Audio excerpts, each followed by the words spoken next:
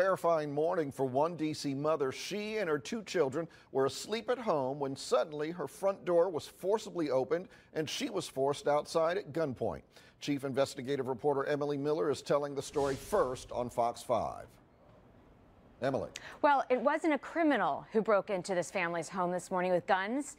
It was the U.S. Marshals who broke down her front door with a crowbar, dragged this mom and her two kids outside, and the Marshals had the wrong apartment. This is just devastating to me, to my children. At 6:30 this morning in this southeast apartment, Hannah and her children were woken up by a knocking at the front door. My daughter went to the peephole. They had the finger over the peephole so we couldn't identify who they were. Hannah said they yelled that they were police and opened the door, but she couldn't see them, and she hadn't called the police. They just knocked down the door. We didn't have on any clothes. I was completely naked. My daughter didn't have on any clothes. They started screaming, telling everybody to get out the house. Hannah said they used this crowbar to break the lock. Then about 8 U.S. Marshals burst into her apartment. They dragged me and my daughter out the house.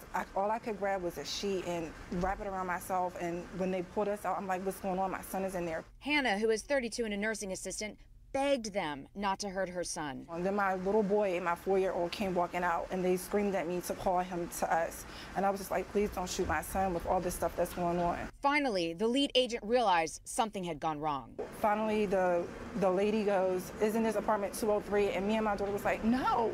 So then she goes, oh, we have the wrong house. Hannah and her kids live in apartment 201, which is clearly marked on the door. The Marshals were after this man, who they won't identify, who was home the whole time in apartment 203.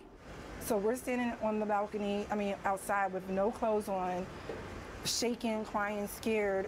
Guns have been pointed at us from the time we wake up, and they had the wrong house.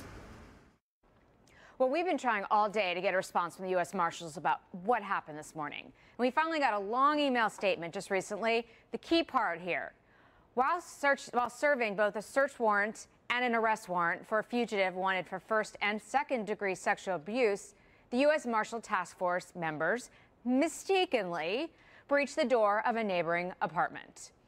They also said, and you can read this whole statement on our website, they also said that they fixed Hannah's door lock before leaving.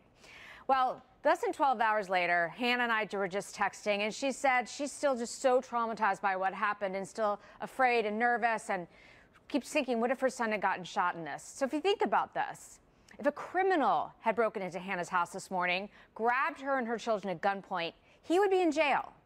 But who's going to police the U.S. Marshals? They are the federal government.